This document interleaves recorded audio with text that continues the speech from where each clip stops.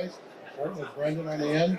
Brendan Casey with Casey Fence and Deck, a 13-time national award-winning deck specialist with over 40 years of professional experience. He and his wife, Diana, started their business 25 years ago and immediately gained a reputation for high quality and a unique approach when it comes to delivering exceptional value for your outdoor living investment. This is professionally written by our editor, Sarah Gray. So there she is, deck specialist editor.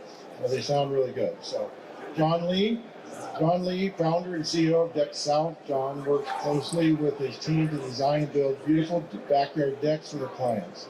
They specialize in outdoor living, from spacious decks, porches, patios, to luxurious pools and spas and kitchens. They've designed and built more than 2,000 backyard projects since 1998. Next panelist, Andy Henley. Hen-House Decks, created by Andy Henley, is based out of Hartville, Ohio. Andy created Hen-House Decks with a vision to deliver unique designs that set his decks apart from the competition. Best known for the Guitar Deck, Andy and his team have made an impact in the decking industry by setting the bar high with thinking outside the box. He says it's not just a deck, it's a hen-house deck. And Mike Mitchell of Mitchell Construction from Illinois. They have won various awards, including Trek's most recent Stellar Service Award. A proud NADRA ambassador, Mike believes in advancing the industry for all involved. When not designing and building decks, Mike can be found co-writing the Deck Specialist Tools and Technology column, volunteering, running around the softball, gymnastics, cheer with his wife and two daughters, and he helped make all these fancy shirts we're wearing. You'll find Mike on social media and handle at Mitcon Decks. That's correct, handle at Mitcon Decks. There you go. All right, so we're going to focus today. We have two sessions. We have today's session, and then we'll be back tomorrow morning. So the topic of today's session is how to build an award-winning business. Tomorrow we're going to talk about how to build the decks themselves. So thank you for being here, and we will take questions at the end of the session. So if you could think on what you might want to ask, we'll get back around to you guys towards the end. We'll leave some time for it. So let's get going. All right, what's a key ingredient to building a successful decking business in this industry? Brendan, you're on the end. I'm going to start with you. Oh, wow. Okay. Hard work. Hard work. To me, hard work and having a passion for what you do has been the biggest key. 25 years of doing this. Never has a day gone by that you didn't have to put in the extra effort and do more than your competitors. But if you don't have the passion for it, it won't show through in your finished product.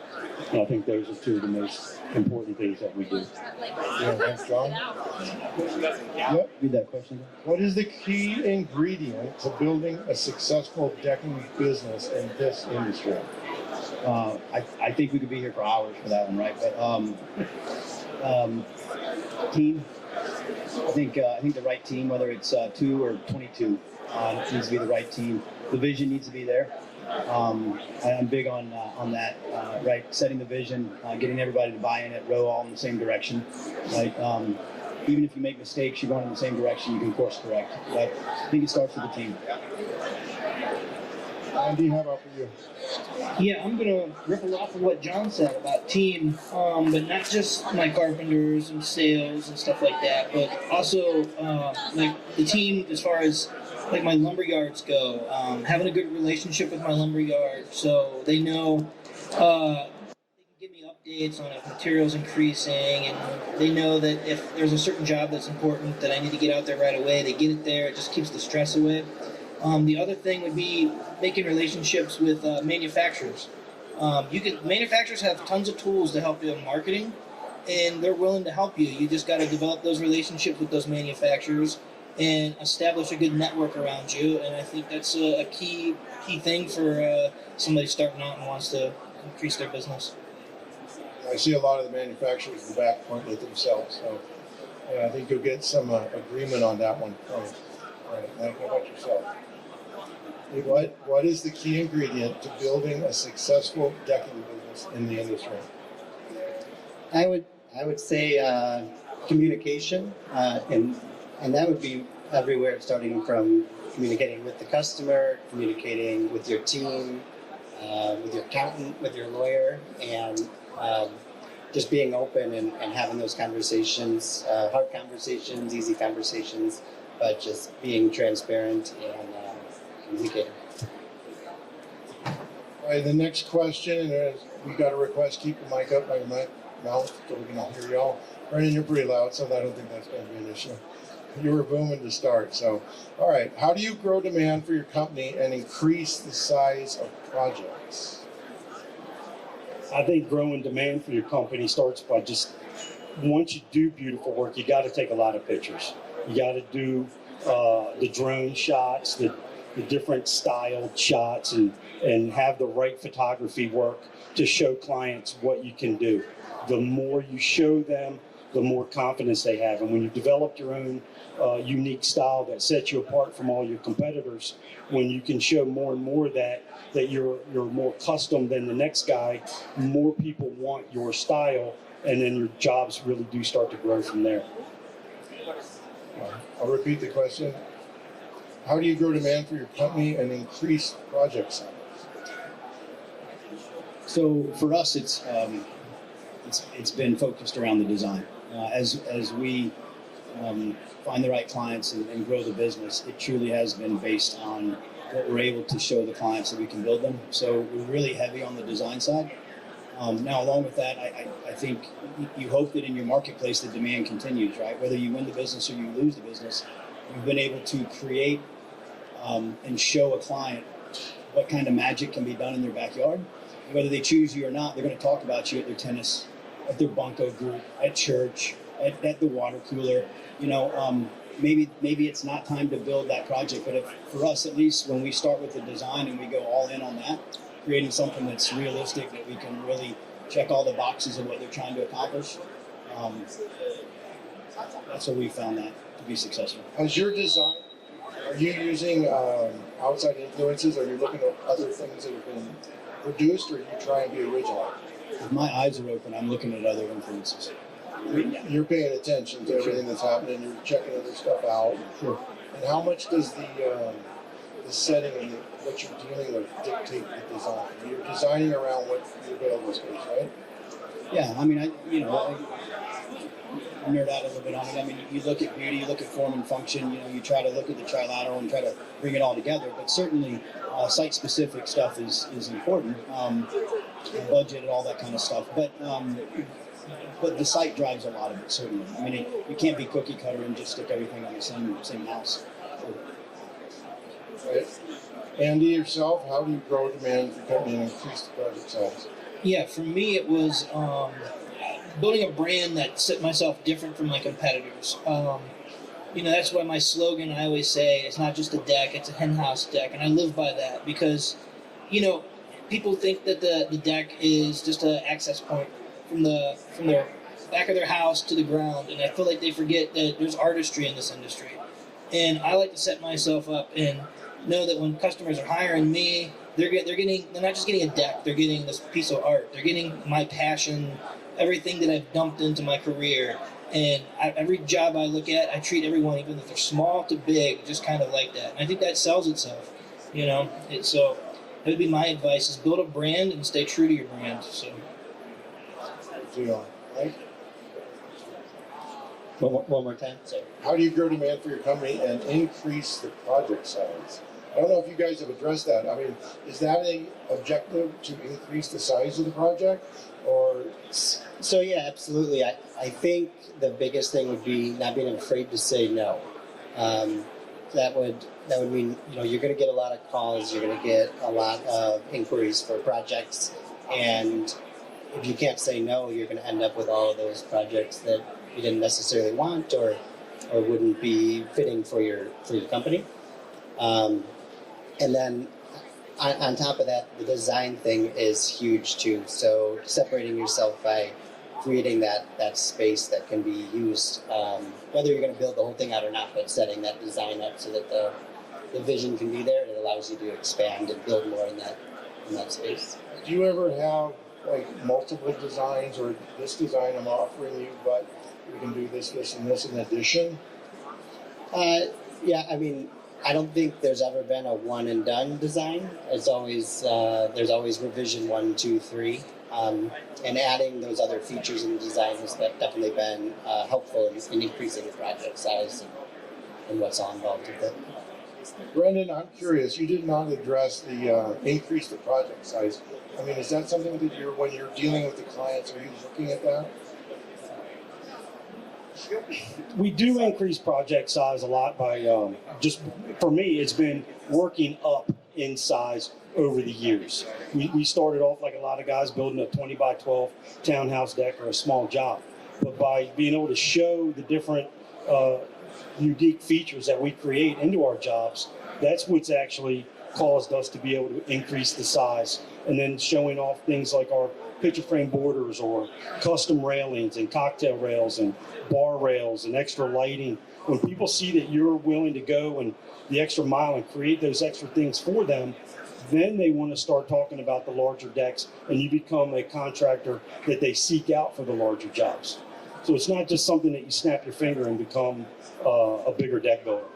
Now, when to increase a project, is it additional materials, features they might not have thought about? So you're talking about increasing the size of a job that you already have? Yeah. We usually don't do that very often, to be perfectly honest with you. Once we have a contract, we are building what we have. What's your deal? So I can answer on that. Sometimes I have a salesman, he's actually my brother, and he'll go out and he'll sell basically a standard deck, maybe one that's standard to me is it doesn't have a guitar in it, I guess, right? But what I'll do there though is that after the dust settles of selling the job, right? People are cautious about spending that upfront money, and sometimes they leave all the goodies out because they're so sticker shocked on how much the deck costs right now. So I'll have my brother, or I have another sales guy I'm looking to pick up. I'm going to have them, they're going to sell those decks. They're going to get in there, and then I would like to call them, and I'm going to put an inlay in the deck. I'm going to show them what else we can do to the project to increase what the job's going to look like. I can take a square, but you can put borders and you can put inlays in that square and all sorts of stuff to make it unique. So it's not necessarily making the size bigger, but it's making the creativity for me bigger. So. And also to add to that, like adding features, pergolas, your full thatch roofs that I see out there, outdoor kitchens, things like that can be added on very easily to a design that's already in place. Yeah, thank you. Okay. All right, our next question. If you could give one tip to another builder to help them succeed, what would it be? Join NADRA. And then read Deck Specialist magazine. There you go. Thank you. And on top of that, though, I would say being honest. Always be honest. Never oversell yourself. I find that a lot of guys in my area will say they can do more than they can really deliver. And I think we spend so many years creating a reputation for ourselves. And in this age of social media, you upset one client the wrong way, and they can ruin 25 years of 5-star reputation with one swipe of the keyboard. So be honest about what you really can deliver. Thank you, John. For a deck builder starting out, I think what I would probably say, or if I could go back and say it to myself, would be slow the roll. Grow slowly. Put a vision in place. I'm big on that. Put that goal in place, share that vision, share that goal, and work towards that, and grow small. And great point. I mean, be authentic, right? Be honest. I mean, at the end of the day, we're solving problems for clients. Maybe having a $50,000 or $500,000 backyard doesn't seem to be a problem, but it's a problem to them. And so we're solving a problem. So you can look at it any way you want. Maybe some would say, hey, a beautiful backyard is not a necessity. Tires, diapers, and shingles are a necessity. And sure it is, but at the end of the day, go in, be authentic, be original, find out what your niche is. Don't be everything to everyone. Keep your eyes open and look around and learn from everybody. I mean, I look around this room, I can learn from everybody in here. And I've been swinging hammers for 25 years. There's not a day that I can't learn, right? So just be a student of the game, right? Be humble, and grow slow. Thank you. Repeat the question. We're on our third question. I hope you folks can all hear me. There you go, much better. I can hear myself well. All right. If you could give one tip to another builder to help them succeed, what would it be? So I'm going to go off of kind of what John was saying. Have a vision. Come up with a vision, something that you find is going to be a passion in that vision, and roll with it. And a little word that some of us around here know is trust, that we've been following, is trust the process. Whatever you're doing, trust that and follow it, and keep following your peers and guys that you see that are successful. It's kind of what I did. Starting out, I started looking up to a lot of these guys. John was one of them. Brendan was another one. And watching them and seeing how they're doing. And if I got in a problem, I can reach out to any one of these guys, and they help me out through it. It's just been so helpful building my own business, which has helped me, prove my vision in my own company. So, thank you, Mike. I would say asking for help has been my the biggest thing that's helped me is actually like reaching out, talking to people, coming to things like this, and talking to guys like Mike back there. Reach out, ask for the help, and learn from everybody. And really that goes back and forth. Like I go every time I can go out and learn something myself. I do. But I'm always there to ask. And maybe that's not a great to answer that question exactly. Where my mind was really going was knowing your numbers. So kind of two answers to that question, but knowing your numbers is a huge thing for me of knowing your marketing numbers, knowing your project cost numbers, and then having data to show where you're going, where you can go, and I think that would be the better advice than.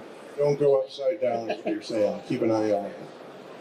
Now, when you ask, you said reach out. Who are you reaching out to? Who are you talking to? Industry peers mostly. These are great events to see these people, but you can also find them on the internet, on Facebook groups or on Instagram, and you can have real conversations and pick each other's brains. And Nadra, like mentioned before, that's been a huge help for my career. Just brought me to new levels that I never thought. How many of you guys here were in business prior to Nadra being around? How much? Okay, so how much is the networking and the camaraderie with Nadra helped? Oh, Nadra put me on the map. I mean, really did. Entering in contest and winning a Nadra award, it more than doubled the following year what we sold in work. Just being able to show our clients that we were a national award winner. We were the absolute best deck builder in the country at a specific project, at a specific price point, material, whatever it is. We were the best. And just like all these guys and a lot of these guys. When you put that on all of your social media and your advertising, your website and everything else, clients see that. They want to be with a winner. People want to hire a winning company. They want to be affiliated with a winner. So the minute you put yourself out there on the line and win a Nadra award, it really does, to me at least. I can't say everybody else. I can't make a false promise and say winning Nadra is going to make you money. But for me, it sure as heck did. So has Pops been a net positive or a negative? Absolutely a He's positive. a positive. All right, Mr. Potter, good deal. They're like part of my company now. I mean, I really feel like Nadra is part of my business. So You made it that way. Yeah. You integrated it. Good deal. Mike, you're going to say something. I was just going to add to that and just say, just being around these award winners is a huge confidence boost in myself too. Just hearing those conversations and being part of that experience and everything has really boosted my confidence, I guess. I've got an add-on question. Construction business is tough. It goes through lots of challenges. John, you talked about building a good team, which means you've had to cycle through people, and that's challenging. So you have the business operation, and then you have the art part, the design, and then the construction. You all are successful. Part of your success has come through passion, because you're passionate about it. It means something to you. You guys are business owners. You take pride in your work. Is there anything that drove you when things were difficult to retain the passion and keep going?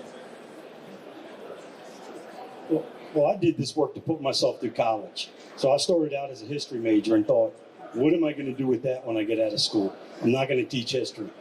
But the owner of the company that I was doing this for was a very successful businessman. And then he came to me and said, why don't you consider a future in this? You have an aptitude for it. You have a business mind. At 18 years old, you were a crew leader. At 19, you were already a sub. So I always, if things get tough, I kind of think back about the motivation that was given to me by other people, my family, my wife, who believed in me at times when I didn't believe in myself. That you always think that you're as good as you want to be, but maybe you're not. But the people around you that believe in you can really boost you up and make you do better and persevere through those long days, or that freezing cold morning you didn't really want to go out, or it's raining and you don't want to be out on the job site, but you kind of know that it's a bigger picture than just that one day. And I think that keeps the passion. Your vision was long term. Yes. But you started young. Very long term. Very long term. John, is there anything that got you through the challenges to keep your passion going? Yeah, I mean, first 15 years in business, there was no social media, right? And so to touch base on that Nadra thing, I'm still confused why anyone that builds decks isn't a member of Nadra. I mean, there's associations in every industry. Nadra is our association. So what's the term? Rising tide raises all ships, or whatever. I mean, the one-off conversations at Nadra events, has always been inspiring. So I wanted to touch base on that. But as far as pushing through tough times, I mean, I'm an old man. I saw Y2K. I saw, people don't even remember that one. The first recession. That whatever. You go back and. I mean, look, I started the company always saying that I had a boss. Even though that boss didn't exist, I always treated my job day in and day out like there was a boss that could fire me at any day. So if that alarm doesn't go off and that boots don't go on at 5 a.m. and I'm hitting the ground going, then I'm not able to build something that hopefully later on I can put some much more talented people than myself around me. And so that's kind of was the goal. So there was practically, I mean, it was, there were times it's just about paying bills, right? I mean, let's be honest about it. You go through the tough times and you just got to get it done. And then there's a day you look up and you go, wow, we did something kind of cool. And then you're reminded by it because somebody says, hey, that was cool. And you're like, really? Oh yeah. Because you get stuck in the weeds just going and going and going. And then you kind of step back and go, So yeah, it's all wrapped in together there, but yeah. Good deal. Thank you. Andy, thoughts? Yeah, I've been thinking about that, listening to their two answers, and what I guess I can say about that is I'm a guy that likes to compare, and it's actually weighed against me. Like, I'll compare how's my jobs looking compared to other people's, or just not more so in life and everything, but as far as the business aspects goes, is my social media account getting big? Is this blah blah blah? I'll compare. And someone told me a quote about a year ago that was, comparison is a theft of joy. And that really hit me. And I thought, you know what, I'm going to stop comparing. I'm just going to be me. I'm just going to be, and go back to what I said in my other things, is follow my vision and just trust what I'm doing. And that's the best version I can be of myself. And I think that shows in my company now. So. Thank you, Mike. So my dad started our company in 1978, and so I have this big thing to live up to. So I always have that in the back of my head when things get tough. It's not just about me, but I've also created a space for other people to evolve, and to not let them down is a big drive to me. And I'm also a really sore loser and hate to lose, so that drives me when things get tough. I like to find a new way to do it, differentiate, try something new, because there's always a way to come out. Well, competitive, not a sore loser, or do you like to win? I think I like to win, but But yeah. Good deal. All right. Our next question, what sets an award-winning deck builders apart from others? So you guys have all been, you are successful in what you're doing. You're recognized. You guys have been award winners. So if there's people out here listening and they want to take what they're doing to a higher level, is there anything that you guys found that from when you started and you were a deck builder and then you said you wanted to be an artist, you wanted to design outdoor spaces, you wanted to take a regular deck and elevate it? Is there anything that, a piece of advice that moved you from one level to the next that could assist someone else? Yeah, I think that, first of all, it really starts with the mindset you have on day one when you start your company. Do you want to be a production builder or do you want to be a custom builder? And if you want to be a custom builder, then like Andy alluded to earlier, and John, you create a brand. And you create a brand of excellence, because not everybody in your area is going to be willing to put forth the effort that it's going to take to be that excellence. Or you do stuff that's unique, like Daniel right here, who creates these phenomenal walls that just blow everybody's minds away with his fiber optic lighting and stuff. There's nobody around him doing that. So he's got that niche. We each one of us in our own area have our own niche, our brand, our style that we've created for ourselves and for our businesses that really set us apart from everybody else. And when you're the one doing it and you're doing it every day, or whatever it is, whether it's your framing or it's your decking or your board patterns or your picture frame borders, your inlays, we're not all going to build a guitar deck. But you do create these things for yourself that become your standard, that is harder for any of your competitors to emulate because you are doing it on a daily basis. So when clients are looking at social media and looking at pictures and things like that, and they see that you're the one doing it, they want you to do it. And that, I think that really is the first step in creating the award winner type deck mentality. And then obviously being around guys like these guys, following them and seeing what they do and really stealing ideas whenever you can find it is the next step. Good deal. Thank you. John? Yeah, so you said, is there a difference? I'll read it correctly. What sets an award-winning deck builder's business apart from one another? And is there anything that when you started out, you said, I want to get up to a higher level? Yeah, so I don't know if my answer will be popular here, but my answer would be no.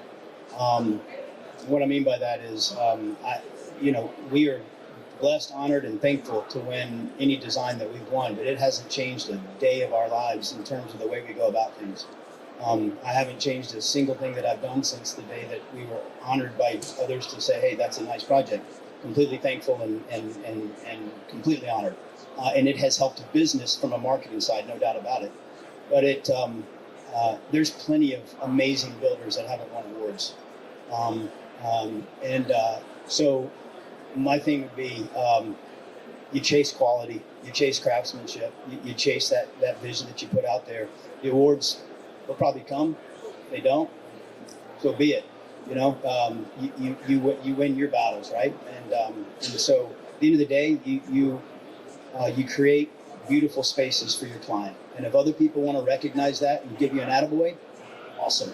You're building to a quality level to your satisfaction. And sure, Your integrity, your standards going to every single project. Yes, sir. Andy, how are your thoughts? Geez, I gotta follow up after that one. I would say confidence. For me, it was I got the confidence to go out there and design something that I might not have ever designed. I'm sure a lot of guys are like that.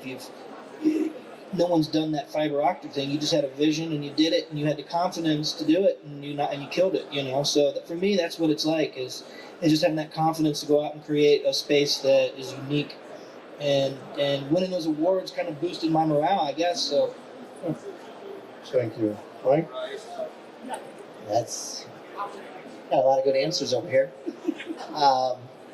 So I guess I'll just start with our process. We design a space to be useful for everything to flow from one area to the next, and then to also have a level of appearance that is fitting to the house, to the landscape, things like that. I think when you put all of those together, you're creating a great space for somebody to enjoy. Good deal. All right, so we're about half hour in. I want to leave a lot of time for questions you got from the audience. And our final question I guess I'll have two more questions to ask these guys. There's something interesting in this industry that's unique, and that is a lot of people within our industry help each other out. And in a lot of businesses, they're private with what they do, and maybe because of fear of competition or losing business, they don't necessarily want to help each other out. There's a lot of camaraderie here. Ops has helped it along. NADRA has helped it along. So the question to the panel, and I think we know a lot of the answers, how can builders partner with one another to continue and help grow each other's business? Because in growing each other's business, collectively what we've done is we've lifted this whole outdoor living environment, backyard space. There's no one wants to build a man cave anymore. Everybody wants a killer backyard. They want that outdoor living space.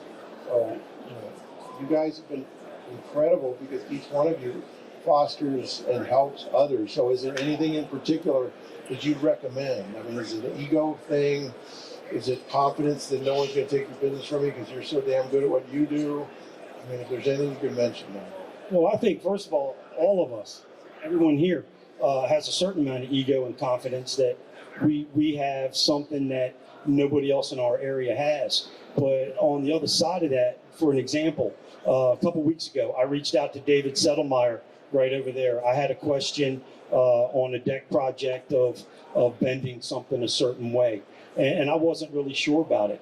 But I was able to I was actually driving to the client's house when I messaged David and asked him for some pointers and whether he thought what I was trying to do was a good idea or not.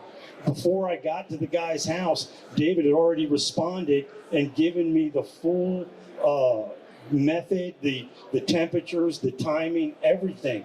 And I think that's a lot of what goes on here, NADRA, these guys here. I can call any one of these guys with a question. I've had on more than one occasion used a new product that I had never used before. And I pick up the phone, I call Andy or I called Mike, and I said, hey, how do we do this?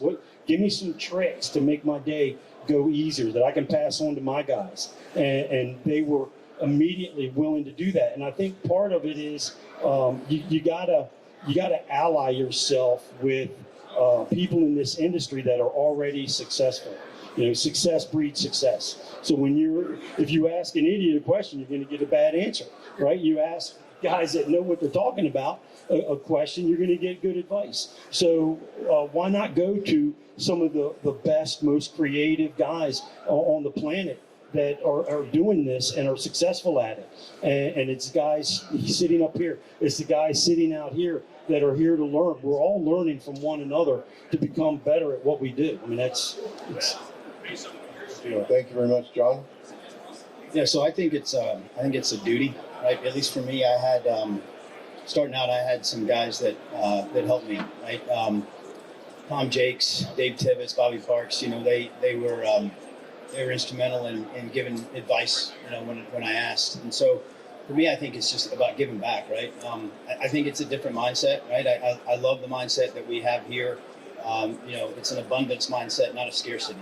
Like, there's no reason to not share. There's no reason to not give back, right? And so I think that's a duty of us all, right?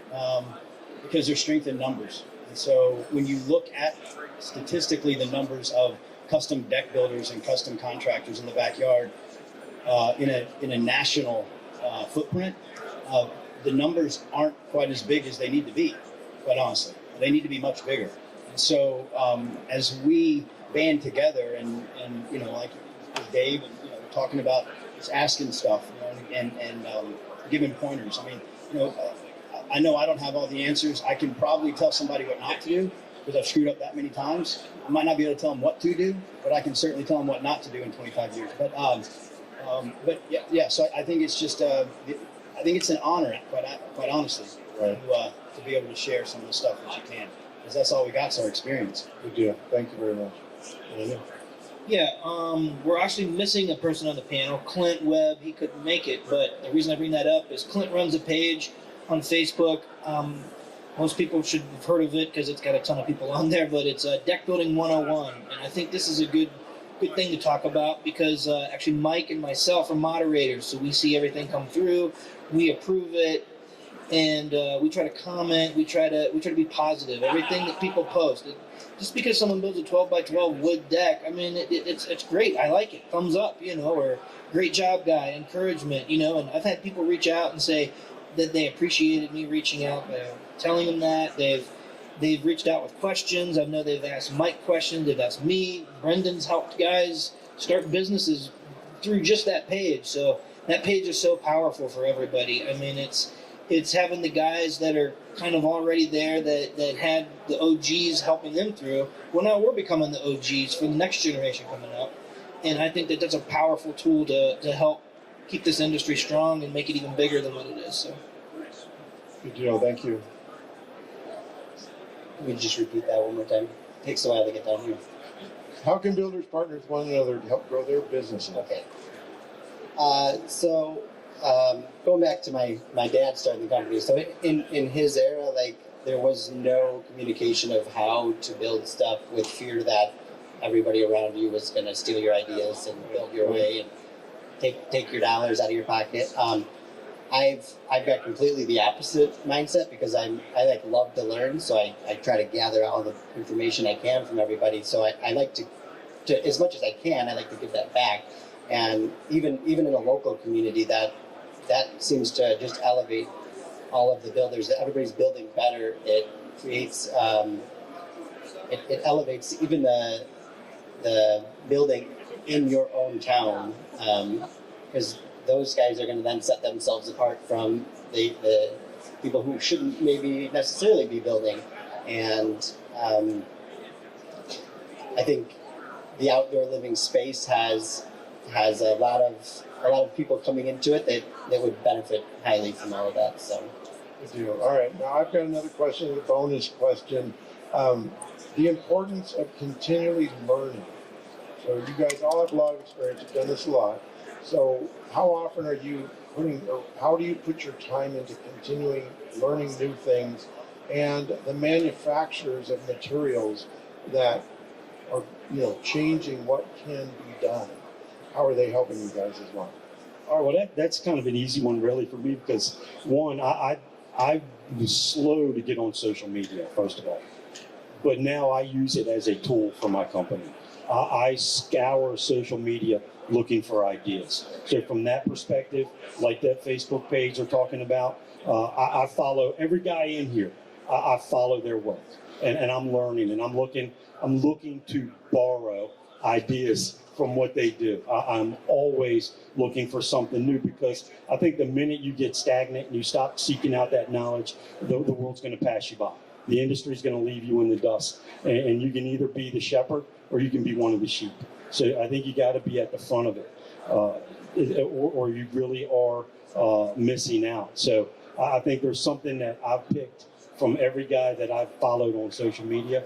I've taken something from them and incorporated it into my work. Thank you, John. Yeah, so I think I think if you're, as human beings, if we're not learning, we're dying. Right? So I think we all, you got to be a lifelong learner. To Brandon's point there, borrowing ideas from others, right? There's a great book, and it's not a long one. It's called Steal Like an Artist. And the guy goes in talking about the fact that there's nothing new under the sun anymore. Everything's been done, right? So when there's an artist painting and another artist sees that painting, and he goes in and creates another painting, or she goes and creates another painting based on that, she or he is stealing a theme, but it's their interpretation of that, right? So if Mike goes and builds a guitar deck based on the fact that Andy built a guitar deck, that thing's going to look different. But Andy inspired it, right? So there's nothing new under the sun. It's all been done. It's all been said. It's all been created. And if we think it hadn't, we're kidding ourselves. So it's just a new take on what's been done. And you know what? It's not a copycat. It's your interpretation, right? It's your inspiration based on someone else's design. That's evolutionary. Andy, what do you think? Yeah, I'm constantly researching different things to be creative. Even walking through Vegas in these hotels, I see these drop ceilings, I see all the molding, I see all sorts of different shapes and styles, and I think, man, I could use those shapes or that style into a deck, and I think it just gets the wheel going. It's just constant all day. I mean, it drives me nuts, but in a good way, I guess. So I'm never not. Never not learning. Yeah, learning. So. Good deal. And speaking of never not learning, you guys are all here, so you understand that the learning we can do here, but the products that they're coming out with, the different ways they can be used. Looking at a steel pergola right over here, you could take that, you can cover it with a poly sheet. There's all these new and innovative ways to use product and things like that. So that's another way to learn and expand now. It sounds like you guys also are saying that you're largely visually, you see things and that gets the wheels going. More than being taught, via paper, you're looking at designs and letting those things then inspire you, and it creates more, creativity or energy. I think the minute we see something, we immediately start trying to figure out how to improve on it or make it better or make it work for us. Okay, and your clients, obviously. Well, and on your question about with materials, earlier this year we were asked by a client to build a deck with a product, and we do a picture frame border on every deck that we build, and the product just did not accommodate that. It didn't have a matching accent board that would work for it, so we actually used the board from another brand. And I think that's part of the creativity, is not allowing yourself to get painted into a corner and being loyal to a fault and not being willing to experiment and use other products. So we'll mix match brands on a lot of jobs. And I think that's a part of the creativity that sets us apart and some of the other guys that I know that'll do that. Good deal. All right, excellent. We've got about 15 minutes. I hope these folks inspired you, and I'll stand up and we have time for question and answer. You can ask anybody individually or ask the panel. So.